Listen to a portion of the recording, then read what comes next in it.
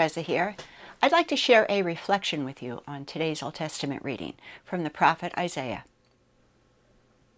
On that day they will sing this song in the land of Judah. A strong city have we. He sets up walls and ramparts to protect us. Open up the gates to let in a nation that is just, one that keeps faith. A nation of firm purpose you keep in peace for its trust in you. Trust in the Lord forever, for the Lord is an eternal rock. He humbles those in high places, and the lofty city he brings down. He tumbles it to the ground, levels it with the dust. It's trampled underfoot by the needy, by the footsteps of the poor. This reading from the prophet Isaiah reminds me of that song we sing, The City of God. It's an inspiring and encouraging song, a song of great hope for us. Here's part of the song. Awake from your slumber, arise from your sleep. A new day is dawning for all those who weep. The people in darkness have seen a great light. The Lord of our longing has conquered the night. Let us build the city of God. The city of God, the New Jerusalem, opens its gates for all who are just and righteous. Isaiah describes the city as a nation of firm purpose kept in peace.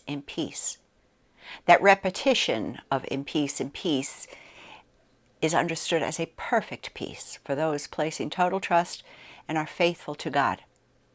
This perfect peace, God's peace, is not merely lack of war or strife. It's a nation with a firm purpose who place their total trust in God, whether the occupants are experiencing success or disappointment. Jesus tells us that we have to listen to his words, but it's not enough just to listen. We have to act on them. And it's not just about doing or experiencing, but it's also about thinking and where we set our mind. We have to build a solid base, a sturdy footing for our faith. And that footing builds trust that can only withstand the disappointments of life, the heartaches of life, or things like COVID, when we place our mind on God and God's ways. Let's go back to that song, The City of God. A repeated line in the song is, let us build the city of God. If we are in true relationship, in union with God, then we must cooperate and work with God as together we build the city of God. So how do we do that? What are our goals? What do we have our mind set on? The answer can be found in Matthew 25, verses 35 to 40, when Jesus was asked, Master, when did we do these things? When you did it for the least of my brothers and sisters, you did it for me. Let's think about that this week, how we can build that city of God.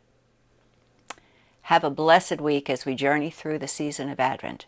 Rejoice, Emmanuel will come to you. God bless.